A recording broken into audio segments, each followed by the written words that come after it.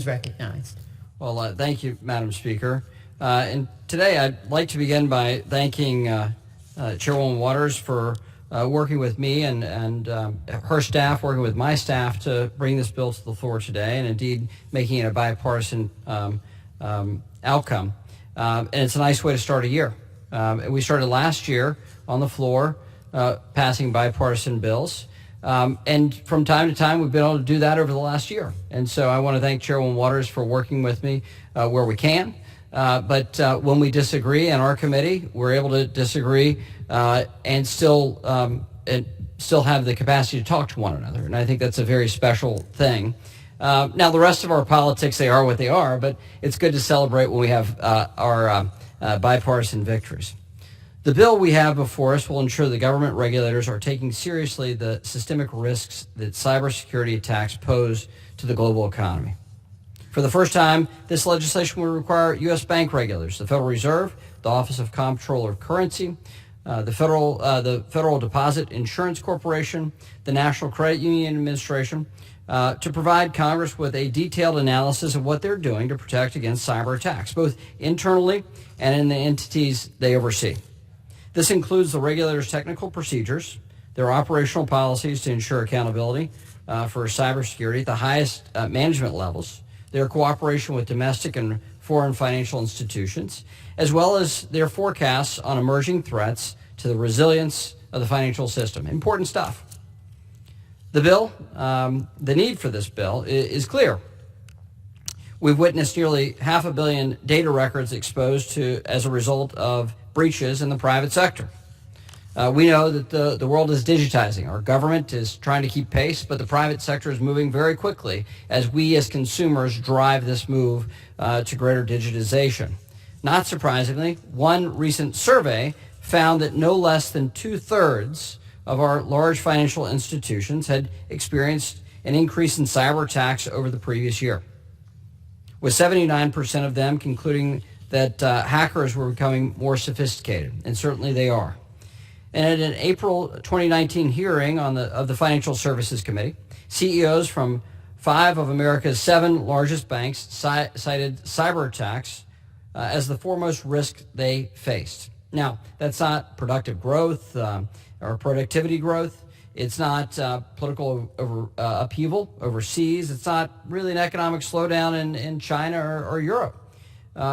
They ranked their highest concern as cyber security threats.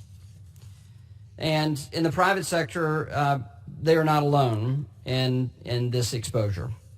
We saw last year ransomware attacks against Baltimore and 3 towns in Florida that forced local government operations to be suspended, and in some cases jeopardizing basic public services. What would happen, if hackers had that same success in a large attack that has systemic implications? Here's just one example. The Federal Reserve settles $35 billion in global payments in just the first hour of operations each business day. A cyber attack on the Fed that could just be partially successful would have and could have disastrous consequences. It's precisely the scale and interconnectedness of the financial sector that makes such scenarios so alarming.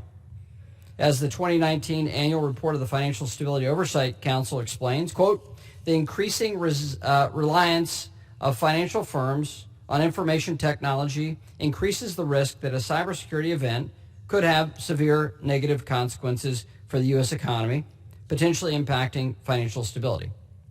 True. The FSOC report goes on to say, quote, the unique and complex threats posed by cyber risk require the public and private sectors to cooperate to identify, understand, and protect against these risks. It's a new threat. It's a complex one. And while I appreciate our regulators' growing sensitivity to cyber-related risks, we can and must do more.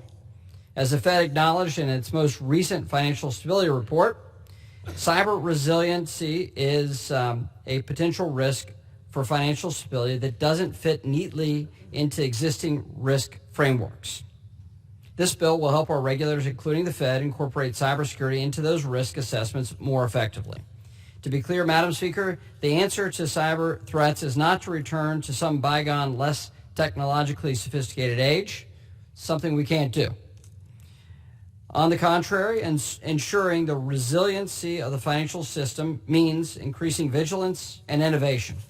That means we need to have the best and brightest protecting our important institutions of government and the best and brightest protecting our important institutions in the private sector. And it is a lack of technological sophistication in the public and private sectors that will offer an opening to attackers if we don't take this action.